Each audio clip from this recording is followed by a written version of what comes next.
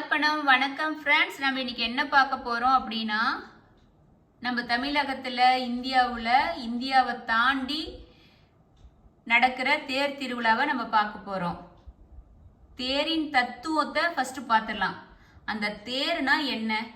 மனித உடல் தேர். அதை இழுக்கும் குதிரைகள் ஐம்புலன்கள். இப்ப குதிரைகள் இழுக்கிறது இல்ல, மக்கள் இழுக்கிறாங்க. அதனால நம்ம மனிதர்கள் ஐம்புலன்கள். மனம் கடிவாளம், அதை சரியாக செலுத்தும் அறிவு தேரோட்டி. பவனி வரும் கடவுளே உயிர். அறிவு திறத்தால் நமக்குள் இருக்கும் கடவுளை உணர்ந்து வாழ்வதே தேரோட தத்துவம். அவ்வளவு சிறப்பு மிக்க தேரை பத்தி நம்ம பார்க்கலாங்களா ஃப்ரெண்ட்ஸ்? நம்ம படைப்பு தொழில செய்யற நம்ம பிரம்மா தாம் செய்த பாவங்களை போக்கிக் கொள்வதற்கு தான் தேர் திருவிழாவையே ஆரம்பிச்சாங்க அப்படின்னு சொல்லிட்டு நம்பப்படுகிறது. ஆண்டுக்கு ஒரு முறை நடக்கும் விழா கொடியேற்றத்துடன் ஸ்டார்ட் பண்ணி தீர்த்த திருவிழா வரைக்கும் நடக்கும். அது காத்தல், படைத்தல், அழித்தல், அருளல், மறைதல் ஆகிய கடவுளின் ஐந்தொழிலை குறிக்கிறது. நம்ம தேர் திருவிழா சர்வ வல்லமை படைத்த இறைவன் நம்ம தேர்ல பவனி தனது பக்தர்களுக்கு தரிசனம் தருவது, அவர் இந்த பிரபஞ்சத்தை ஒரு முறை சுற்றி வருவது போல் நம்பப்படுகிறது. நம்ம தேர் திருவிழா எந்த காலத்துல இருந்து இருக்கு அப்படின்னு சொன்னா, சுமார் நம்ம ராமாயண மகாபாரத காலத்திலிருந்து இருக்கு. நாயன்மால் ஆழ்வார்கள் 6 முதல் 8ஆம் நூற்றாண்டுக்கு இடையில் அவங்க பாடியிருக்காங்க. 200க்கும் மேற்பட்ட கோயில்ல போய் பாடியிருக்காங்க. அப்படி பாடினதை இலக்கிய சான்றுகள் படி 24 கோயில்ல அப்பவே திருவிழா, ராஜவீதி உலா, தேரு இழுத்து வந்ததா குறிப்பு வச்சிருக்காங்க. சிலப்பதிகாரம், மணிமேகலை இதுல எல்லாம் காப்பியத்தில் எல்லாம் எழுதியிருக்காங்க. காஞ்சி ஆண்ட பல்லவர்களும் மதுரை ஆண்ட பாண்டியர்களும் தேர் திருவிழாவின் முன்னோடியா இருந்திருக்காங்க. அவங்கதான் 1135ஆம் ஆண்டு சோழ மன்னன் விக்கிரமன் சிதம்பரம் கோயிலுக்கு தங்கத்தேர் கொடுத்ததா கல்வெட்டுல மூலம் நம்ம அறியப்படுகிறோம். அவருடைய மெய்கீர்த்தி அந்த தேர் திருவிழாவை பெரும் தேவர் விழா அப்படின்னு சொல்லிட்டு குறிக்கிறாங்க. பாண்டியர்களின் 2ஆம் பேரரசை சேர்ந்த சுந்தர பாண்டியன் ஸ்ரீ ரங்கநாதருக்கு தங்கத்தேரை கொடுத்துருக்கிறாரு. அதுல பதிவேட்டுல ஸ்ரீ ரங்கநாதர் கோயில்ல பதிவேட்டுல இன்னும் பராமரிச்சுட்டு வந்துட்டு இருக்காங்க. கிபி 1422 கிபி 1732 வரை 2ஆம் கிருஷ்ணதேவராயர் காலத்திலிருந்து விஜயரங்க சொக்கநாத நாயக்கர் வரை தமிழகத்தில் தேர் திருவிழா ராஜவீதிகளை தமிழகத்தில் உள்ள எல்லா கோயிலையும் நடக்கிற மாதிரி அவங்க அந்த மரபு கடைபிடிச்சிட்டு வந்திருக்காங்க. இந்த மரபு பல நூற்றாண்டுகளை கடந்து மக்கள்கிட்ட இன்னும் உயிர்ப்பு சக்தியா இருந்துட்டு இருக்கு. இப்ப இந்த தேர் திருவிழானா பலதரப்பட்ட மக்களை ஒன்று சேர்க்கும் விழாவா, ஒற்றுமையை நிலைநாட்டுற விழாவா, மறைமுகமா வலியுறுத்துறது விழாவா தான் ஸ்டார்ட் பண்ணியிருக்காங்க பாருங்க. ஊர் கூடி தேர் இழுத்தாதான் அந்த தேர் திருவிழா கொண்டாட முடியும். இப்போ ஒரு மனிதன் 2 மனிதன் இழுக்க முடியுமா? இழுக்க முடியாது. நம்ம தேர் எவ்வளவு பெருசா இருக்கு. சுமார் 30 அடி உயரமுள்ள ராஜகோபுரத்தை ஒத்த வண்ணமயமான பிரம்மாண்டமான தேரை நூற்றுக்கணக்கான மக்கள் மாட வீதிகளில் இழுப்பார்கள். அந்த பிரம்மாண்ட ஊர்வலத்தை பார்க்க ஆயிரக்கணக்கான மக்கள் இசை நடனமாடி இறைவனுக்கு உபசாரங்களை பண்ணுவாங்க. நம்ம அப்படி பண்ணும்போது எல்லா மக்களும் அங்க வர்றவங்களுக்கு நீர்மோறு, பானக்கம் இப்படி எல்லாம் கொடுக்கறாங்க. அந்த காலத்துல அரசர்கள் குதிரை, யானை இப்படி தேரை வச்சு இழுத்திருக்காங்க. ராஜாக்களும் அதிகமா நமக்கு தெரிஞ்ச ராஜாக்கள் எல்லாம் அந்த காலத்துல தேர்ல தான் போவாங்க வருவாங்க. அப்படி சிறப்பு மிக்க. அதுக்கடுத்து நம்ம தெய்வங்களுக்கு ராஜாவுக்கான மரியாதைய ராஜா எப்படி நாட்டை காக்குறாங்க, தெய்வம் ராஜாவையே காக்கிறது. அதனால தெய்வத்துக்கு முதல் மரியாதை செலுத்தணும்னு சொல்லிட்டு அப்பதான் தேர் விழா நடக்க ஆரம்பிச்சிருக்கு ஃப்ரெண்ட்ஸ்.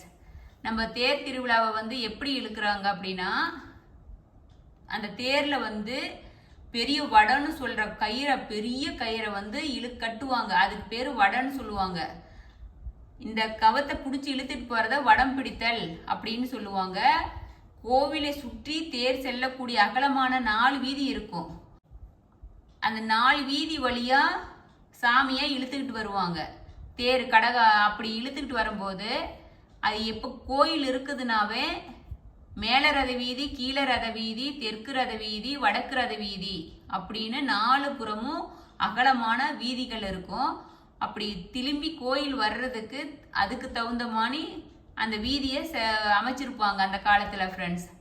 இவ்வளவு சிறப்பு மிக்க. அப்ப ஆடி வரும்போது கரகாட்டம், பொய்க்கால் குதிரை, காவடி ஆட்டம், இப்படி பலவிதமான விழா ஆட்டம் வந்து தேருக்கு முன்னாடி மக்கள் வந்து ஆடிட்டு போவாங்க.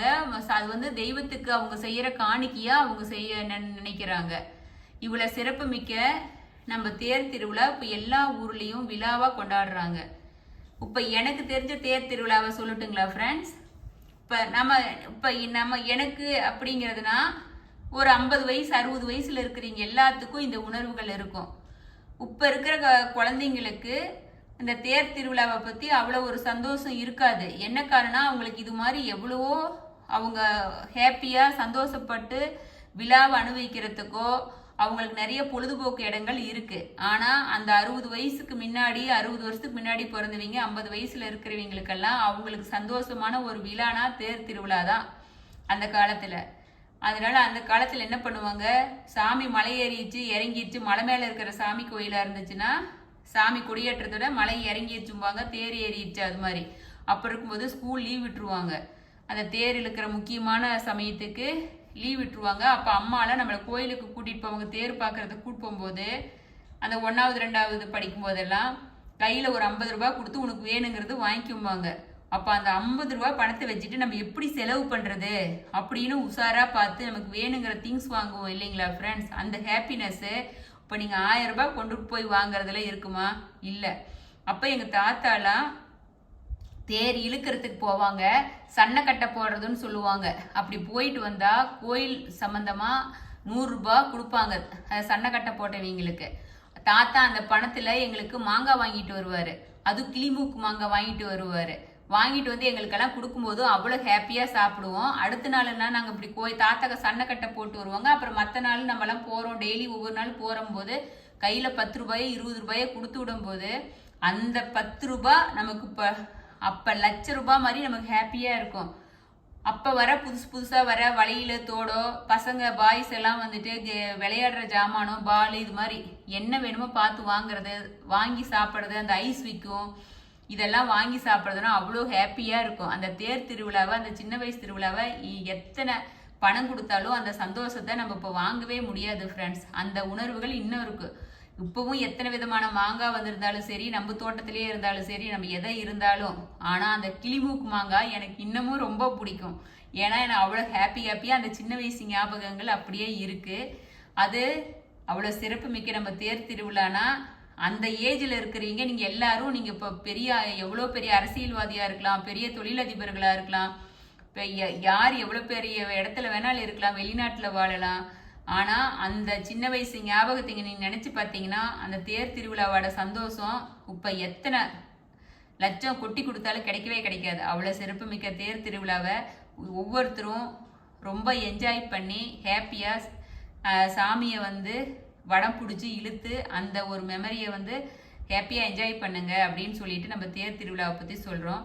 நம்ம தேரில் வந்துட்டு சிலைகள், நம்ம புராணங்கள், இதிகாசங்களை பற்றி எல்லாம் மரத்தில் செஞ்சு வச்சுருப்பாங்க, சிலையாக செஞ்சுருப்பாங்க. Okay, thank you friends. நம்ம இது வரைக்கும் நம்ம தேரை பற்றி பேசணும். மற்றது எல்லா மக்களுக்கும் தெரிஞ்சிருக்கும். இருந்தாலும் தேர் திருவிழாங்கிறதுனால ஒரு சின்ன குறிப்பாட சொல்லலாம் அப்படின்னு சொல்றதுக்காக போட்டேன். Okay, thank you friends. சிவார்ப்பணம். இது வந்து எனக்கு சிறப்பு மிக்க 400வது வீடியோவா நம்ம வந்து இதை அப்லோட் பண்ண போறோம். பாருங்க. ஹாப்பி சிவார்ப்பணம்.